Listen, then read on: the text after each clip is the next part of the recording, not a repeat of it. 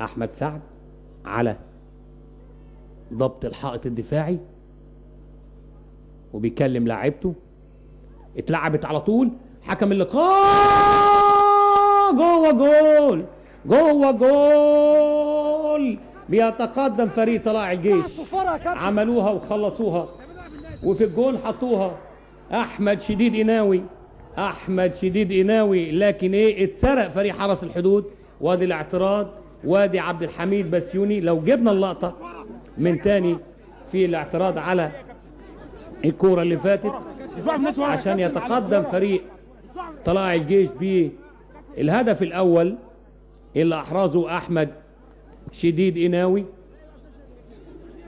ادي كوره مره تانية، لسه كان بيوقف الحائط الدفاعي واتخدع، حطها احمد شديد قناوي يتقدم لفريق طلائع الجيش.